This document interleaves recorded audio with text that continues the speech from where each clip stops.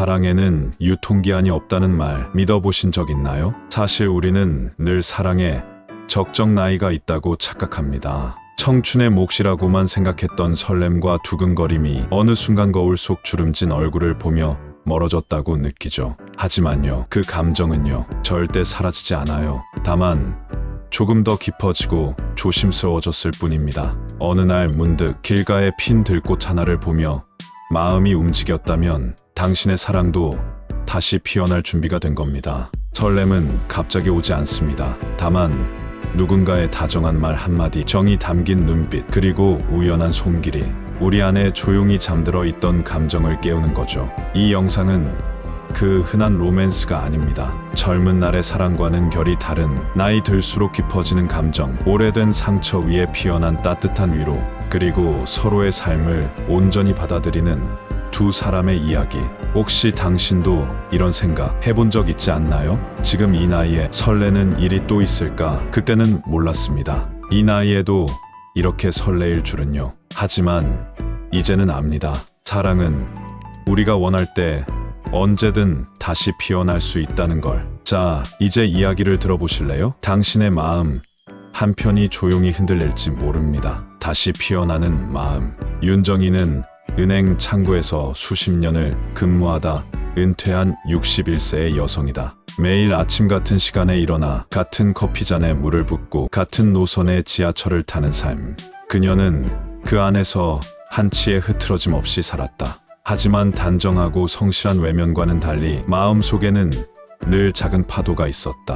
일과 가족 사이의 균형을 맞추느라 자신을 위한 시간은 어느새 사라졌고, 남편과 사별한 이후 혼자 보내는 시간이 늘어날수록 그녀는 자신이 투명해지는 기분을 느꼈다. 가끔 저녁 햇살이 거실 창을 비출 때면 유난히 따뜻해 보이던 두 사람의 부부 사진이 눈에 들어왔다. 그 사진 속 남편은 늘 웃고 있었고 그녀는 그 웃음을 믿고 살아왔다. 그러나 이제 모든 장면이 멈춘 듯했다. 윤정이는 거울을 보며 혼잣말을 하곤 했다. 내 인생은 이제 이렇게 흘러가기만 하는 걸까? 반면 최동수는 64세. 그는 스스로를 잡초 같다고 말한다. 발표도 써지지 않는, 어디서든 살아남는 그런 인생. 어린 시절부터 고생을 밥 먹듯이 하며 자라왔고 막노동, 운전, 작은 장사까지 안 해본 일이 없었다. 그렇게 악착같이 일한 끝에 그는 이제 작은 물류 회사를 운영하며 안정된 삶을 누리고 있었다. 동수에게 있어 성공이란 큰돈이 아니라 아무도 거들떠보지 않던 자신을 다시 일으켜 세운 자존감의 증표였다. 하지만 성공도 고요한 외로움을 대신하지 못했다. 아내를 병으로 떠나보내고 난 후 동수는 사람들과 거리를 두기 시작했다. 누구에게도 약한 모습을 보이고 싶지 않았고 누구도 그의 침묵을 묻지 않았다. 그러던 중 그는 우연히 윤정이를 만났다.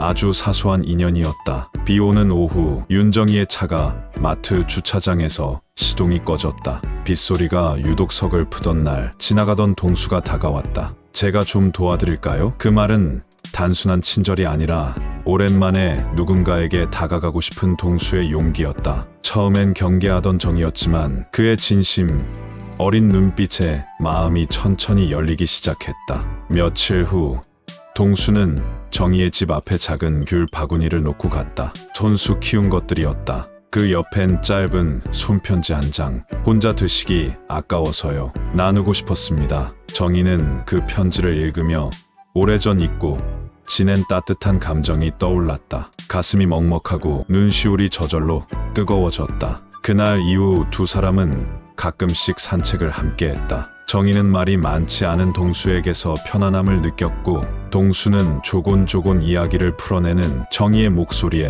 자주 미소 지었다. 둘 사이엔 말보다도 더 많은 것이 오갔다. 정희는 어느 날 속으로 자문했다. 이 나이에 다시 설렌다는 건 어쩌면 사치일까? 그러다 또 생각했다. 그래도 설렘이 사치라면 나는 그 사치를 좀 누려도 되는 나이 아닌가? 동수 역시 혼잣말처럼 중얼거렸다. 늦게 피는 꽃도 꽃이긴 하지 않나. 그들의 마음에는 아주 천천히 조심스럽게 봄이 오고 있었다. 바람은 아직 차가웠지만 두 사람은 서로에게 온기를 나누기 시작했다. 삶의 끝자락이 아니라 새로운 장이 열리는 첫 페이지처럼. 그리고 그 페이지는 사랑이라는 이름으로 천천히 채워지고 있었다. 그 편지 한 장에 윤정이는 오래된 무언가가 움직이는 걸 느꼈다. 그것은 단순한 호감이나 고마움이 아니었다. 아주 오랜만에 느껴보는 설렘. 잊고 있던 단어 하나가 가슴에서 되살아나기 시작했다. 천천히 시작되는 사랑. 이 나이에도 마음이 따뜻하게 열릴 수 있을까? 그녀는 처음으로 혼잣말을 하며 웃었다. 평소 같으면 벌써 찻잔을 내려놨을 시간인데 그날은 찻잔을 든 채 창밖을 오래 바라보았다. 그날의 회색 재킷이 눈앞을 맴돌았다. 그리고 그 순간부터 윤정이와 최동수의 인생은 나란히 걷기 시작했다. 무겁게만 느껴졌던 하루가 서서히 가벼워지기 시작한 날이었다. 다시 피어난 온기, 낯선 설렘. 정희는 그날 이후 마음 한켠이 이상하게 간질거렸다. 단지 고장 난 차를 고쳐준 고마운 남자였을 뿐인데 그 남자의 손길이 이상하리만치 오래도록 기억에 남았다. 익숙한 일상 속에서 느껴보지 못한 감정이었다. 며칠 후 정희가 단골로 가는 재래시장에 들렀을 때였다. 채소 가게 앞에서 감자를 고르고 있는데 익숙한 목소리가 불쑥 들려왔다. 혹시 감자는 항상 이렇게 신중하게 고르시나요? 정희가 고개를 들자 동수가 장난기 어린 눈빛으로 서 있었다. 평소보다 훨씬 가까운 거리였다. 그녀는 순간 당황한 듯 미소 지었다. 아, 저는 감자 고르기 장인이라서요. 아무 감자나 못 데려가요. 그럼 저는 감자 짐꾼이라도 할까요? 장인의 손길이 담긴 감자니까 조심히 들어야죠. 두 사람은 그렇게 뜻밖의 농담으로 웃음을 터뜨렸다. 정희는 말없이 장바구니를 그에게 건넸고 동수는 자연스럽게 받아들었다. 그렇게 두 사람은 시장을 함께 걸었다. 생선가게 앞에서 정희가 굴을 한참 바라보자 동수가 물었다. 굴 좋아하세요? 좋아했죠. 예전엔. 그런데 혼자 먹기엔 너무 많고 맛도 덜한 것 같아서요. 동수는 잠시 생각하더니 말했다. 그럼 반씩 나눠 먹는 건 어때요? 저는 혼자 굴 먹는 남자였거든요. 정희는 웃으며 고개를 끄덕였다. 어쩐지 이 대화는 오랜만에 누군가와 우리를 상상하게 만들었다. 시장 끝에 있는 작은 국밥집, 김이 모락모락 피어오르는 식탁 앞에 마주 앉은 두 사람. 동수는 국밥을 숟가락으로 휘젓다 말없이 말했다. 요즘 들어 낯선 사람이랑 밥을 먹는 게 오히려 더 익숙한 기분이 들 때가 있어요. 그게 좋은 건지 외로운 건지 아직 잘 모르겠지만. 정희는 국물 한 모금을 머금고 잠시 고개를 끄덕였다. 저도요. 혼자는 익숙한데 이 익숙함이 꼭 편한 건 아니더라고요. 그 순간 서로의 눈빛이 천천히 얽혔다. 따뜻하지만 쉽게 다가가지 못했던 감정들이 작은 술잔처럼 가볍게 부딪히는 느낌이었다. 국밥집을 나선 그들은 시장 구석의 오래된 찻집으로 향했다. 나무 의자의 삐걱이는 소리마저 정겹게 들리는 곳. 창문 너머로 오후 햇살이 비스듬히 들어오고 두 사람은 서로 마주 앉았다. 정희 씨는 이런 날 뭐가 생각나요? 정희는 잠시 창밖을 바라보다가 말했다. 예전엔요, 혼자만의 시간을 좋아한다고 생각했어요. 바쁘게 살다 보니 조용한 게 좋았고 아무것도 안 하는 게 선물처럼 느껴졌거든요. 그런데 요즘은 이런 따뜻한 순간들이 오히려 낯설고 그래서 더 소중해요. 동수는 그 말에 천천히 고개를 끄덕였다. 전 누군가 옆에 있는 시간이 늘 불편했어요. 기대지 않으려고, 기대게 만들지도 않으려고. 그런데 정희 씨와 있으면 말 안 해도 그냥 편하네요. 차를 고치던 그날부터 이상하게 마음이 좀 놓였어요. 정희는 입꼬리를 살짝 올리며 커피잔을 들었다. 그럼 기대고 가도 돼요. 잠깐이면 좋겠어요. 오래 걸리는 건 부담스러우니까. 두 사람은 웃었다. 그 웃음은 가볍지 않았다. 그 웃음에는 삶의 무게와 홀로 보낸 시간의 고요함이 함께 녹아 있었다. 며칠 후 정희는 작은 다육이 선인장을 동수에게 건넸다. 이거요. 물은 일주일에 한 번만 줘도 돼요. 너무 애쓰지 않아도 예쁘게 살아있는 거, 그런 게 좋아졌어요, 요즘. 그 말에 동수는 조용히 웃었다. 저도 그런 사람이 되고 싶네요. 정희는 그 순간 마음 어딘가가 또 한 겹 열리는 것을 느꼈다. 누군가를 배려하면서도 자신을 숨기지 않아도 되는 관계. 그건 정말 오랜만에 느끼는 안도감이었다. 그리고 그날 밤 정희는 알람을 맞추지 않고 잠자리에 들었다. 오랜만에 설레는 마음으로 무언가를 기다리는 사람처럼 서서히 피어나는 마음의 속삭임. 정희는 며칠 동안 마음이 이상하게 복잡했다. 거절도 아니었고 기다림도 아닌 무언가 뭉근한 온기로 남아있던 그날의 눈빛. 한참을 잊고 지내던 감정이었다. 어쩌면 오래전에 접어둔 책장을 다시 펴는 기분이랄까. 낯선데도 묘하게 익숙한, 어쩐지 다시 시작될 무언가가 기다리고 있는 듯한 예감이었다. 그날은 초여름의 바람이 유난히 부드러운 오후였다. 정희는 근처 공원으로 산책을 나갔고 커다란 나무 그늘 아래 있는 벤치에 앉아 조용히 책을 펼쳤다. 잠시 후 누군가 다가오는 기척이 들렸다. 고개를 들었을 때 그녀는 그를 다시 마주쳤다. 혹시 윤정희 씨 아니신가요? 정희는 책을 덮고 고개를 돌렸다. 자동차가 고장났던 날 도움을 줬던 바로 그 남자, 최동수.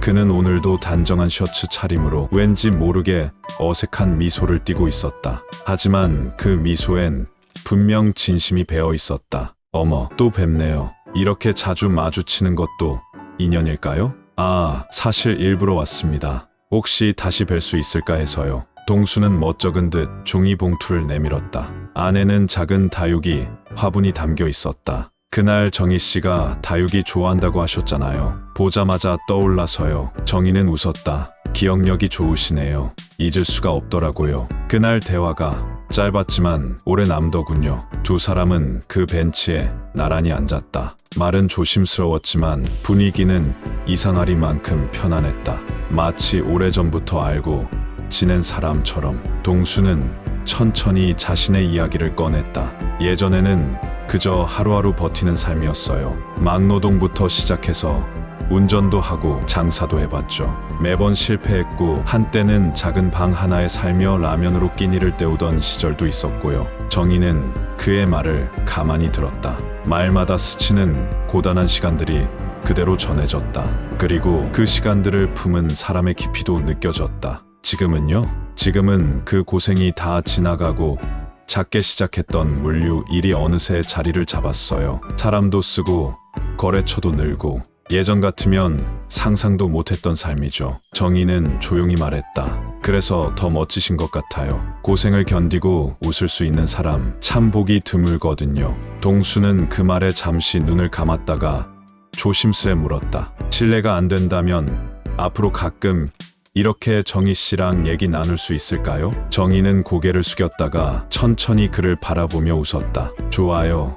저도 누군가와 이런 대화를 해보고 싶었거든요. 오래간만이에요. 이런 기분. 그날 이후 두 사람은 매주 같은 시간, 같은 장소에서 만나기 시작했다. 특별한 일이 없어도 벤치에 나란히 앉아 계절의 소리를 듣고 커피 한 잔을 나누고 서로의 하루를 짧게 나누는 시간이 깊어갔다. 어느 날 동수가 말했다. 정희 씨, 젊었을 땐 누군가를 좋아한다는 게 마치 폭죽 같다고 생각했어요. 눈부시고 강렬하지만 금방 사라지는. 그런데 지금은요, 촛불 같은 사랑이 더 좋더라고요. 은은하고 오래가고 심지가 있는. 정희는 고개를 끄덕이며 대답했다. 불꽃보다 촛불이 따뜻하죠. 꺼지지 않도록 지켜보게 되니까요. 그녀의 말에 동수는 오래도록 미소를 지었다. 그 미소는 지금 이 순간이 참 좋다는 말 없이 하는 고백 같았다. 이제 두 사람 사이엔 말없이 흐르는 시간이 있었다. 아무 말 없이도 편안한 공기, 그 속에서 마음이 자라나는 소리가 조용히 들려오는 듯했다. 바람보다 조용한 호감이 여름 햇살 아래 천천히 피어나고 있었다. 오해라는 이름의 벽. 정희는 어느새 동수와 함께 있는 시간이 일상이 되어가고 있다는 걸 느끼고 있었다. 도서관에서의 짧은 인사, 벤치에서 나누는 커피 한 잔, 우산 속 두 사람만의 조용한 산책. 모든 순간이 조심스럽지만 특별했다. 그러나 그만큼 마음은 점점 더 복잡해졌다. 그날도 변함없이 도서관에서 만난 두 사람. 동수는 직접 가져온 매화차를 건네며 말했다. 정희 씨, 지난번에 말씀하신 매화향 좋아하신다고 하셔서요. 어제 우리 텃밭에서 딴 매화로 만든 거예요. 정희는 감동한 듯 고개를 숙였지만 어쩐지 마음이 편치 않았다. 그녀는 문득 내가 과연 이 사람의 호의에 걸맞은 사람일까 하는 생각이 들었다. 동시에 동수는 정희의 표정에서 미묘한 변화를 느꼈지만 말은 꺼내지 않았다. 그저 웃으며 자리를 지켰다. 며칠 후 작은 오해가 찾아왔다. 정희가 도서관 앞에서 낯선 중년 여인과 동수에 웃으며 대화하는 모습을 본 것이다. 가까이서 들은 건 아니었지만 정희는 순간 멈춰섰고 어쩐지 심장이 철렁 내려앉았다. 누구 저렇게 편안한 표정이라니. 그녀는 아무 말도 하지 않고 돌아섰고 그날 이후로 연락을 받으면서도 예전처럼 반가운 목소리를 내지 못했다. 동수는 알아챘다. 정희의 목소리에 온기가 줄어든 것을. 그의 마음도 어지러워졌다. 내가 뭘 잘못한 걸까? 내가 뭔가 놓친 걸까? 며칠 뒤 동수는 정희를 다시 만났다. 도서관 옆 작은 공원. 봄은 점점 짙어지고 있었지만 두 사람 사이엔 어색한 기류가 흘렀다. 요즘 정희 씨 무슨 일 있으세요? 정희는 잠시 망설이다가 조용히 말했다. 그날 도서관 앞에서 어떤 분과 이야기하시는 걸 봤어요. 즐거워 보이셨어요. 동수는 놀란 듯 그러나 부드럽게 웃었다. 아마 사촌 여동생일 거예요. 농사 도와주러 가끔 올라오거든요. 오해하셨군요. 정희는 순간 얼굴이 붉어졌다. 그런 거 아니에요. 그냥 제가 좀 혼자 오해했던 것 같아요. 동수는 조용히 그녀를 바라보며 말했다. 정희 씨, 전 누군가를 이렇게 조심스럽게 알아가는 게 참 오랜만이에요. 그래서 더 조심스럽고 그래서 더 진심이에요. 그 말에 정희는 순간 얼굴이 붉어졌다. 어쩌면 그녀가 가장 듣고 싶었던 말은 그 진심이었다. 그날 이후 정희는 자신을 돌아보았다. 내가 왜 그렇게 쉽게 마음을 닫았을까? 그녀는 다시 걸어갔던 길을 떠올렸다. 혼자였던 시간 속에서 상처는 굳이 말하지 않아도 새겨져 있었고 그 상처는 누군가의 미소에도 쉽게 흔들리는 나약함이 되어 있었다. 며칠 후 다시 마주 앉은 두 사람. 동수는 준비해온 작은 도자기 찻잔을 꺼내며 말했다. 이거요. 우리 어머니가 쓰시던 찻잔인데요. 정희 씨랑 나눠 마시고 싶어서요. 정희는 고개를 끄덕이며 그 찻잔을 받았다. 따뜻함이 손끝에서 마음까지 번졌다. 이런 건 그냥 넘기기 어렵네요. 고맙습니다. 그날은 바람이 조금 불었지만 두 사람의 대화는 잔잔하게 이어졌다. 정희는 처음으로 자신이 불안했던 감정들을 솔직하게 꺼내놓았고 동수는 진심으로 그 이야기를 들었다. 말보다 더 많은 것을 전한 건 서로를 향한 눈빛이었다. 두 사람은 그날 오래도록 공원 벤치에 앉아 있었다. 말없이 손등에 손을 얹은 동수의 손길이 정희의 손을 감쌌다. 그리고 그녀는 그 손길을 천천히, 아주 천천히 잡았다. 흔들리던 마음이 다시 고요해지기 시작했다. 사랑은 완벽해서 아름다운 게 아니라 불완전함 속에서 서로를 이해하려는 노력 때문이라는 걸. 정희와 동수는 그렇게 첫 번째 위기를 함께 넘기고 있었다. 다음 이야기에서는 두 사람의 관계가 본격적으로 깊어지며 마주하는 또 다른 삶의 현실을 그립니다. 사랑은 설렘만으로는 지속되지 않기에 진짜 삶이 사랑을 시험할 때 봄이 깊어지던 어느 날 꽃이 피고 지는 시간처럼 정희와 동수의 마음도 한층 더 무르익어갔다. 오해를 넘고 나니 두 사람은 오히려 더 조심스럽고 깊게 서로를 바라보기 시작했다. 우리 꼭 데이트처럼 해봐요. 연인처럼요. 정희가 조심스럽게 꺼낸 말이었다. 평소답지 않게 수줍은 미소가 스며 있었고 동수는 아이처럼 웃으며 고개를 끄덕였다. 그날 두 사람은 오래된 한옥 찻집을 찾았다. 창호지 문 너머로 봄 햇살이 따뜻하게 들어오는 그 공간은 마치 시간을 거슬러 올라간 듯한 평화로움이었다. 찻잔에 담긴 국화차처럼 은은하고 맑은 분위기 속에서 두 사람의 대화는 끊이지 않았다. 그들은 서로의 젊은 날 이야기를 나눴다. 첫사랑, 첫 결혼, 아이들 이야기, 그리고 이제는 모두 떠난 부모님, 각자의 외로움에 대해. 그러나 이야기가 깊어질수록 두 사람은 서로의 상처를 조심히 들여다보게 됐다. 사실 난 요즘도 밤에 가끔 눈이 떠져요. 혼자 있던 시간들이 길어서인지 이게 행복해도 괜히 무서워져요. 정희의 고백에 동수는 조용히 그녀의 손을 감쌌다. 나도 그래요. 너무 좋은 순간엔 이게 오래 갈까봐 두려워지죠. 그 순간 두 사람은 깨달았다. 사랑이라는 감정이 다시 찾아왔다 해도 그 안에 깃든 불안과 상처는 여전히 남아있다는 걸. 그래서 진짜 사랑은 설렘보다 이해에 가까운 감정이라는 걸. 며칠 뒤 정희는 큰 결정을 앞두고 있었다. 딸 은지가 미국에서 귀국한다는 연락을 해온 것이다. 갑작스러운 귀국이 반가우면서도 걱정이 앞섰다. 딸이 엄마의 변화된 삶을 받아들일 수 있을까? 한편 동수도 고민이 깊어졌다. 그는 몇 달 전부터 재정적으로 어려움을 겪고 있었고 농장에서 나오는 수입도 일정하지 않았다. 정희에게 쉽게 말할 수 없는 현실이었다. 정희 씨, 우리 언제까지 이렇게 만날 수 있을까요?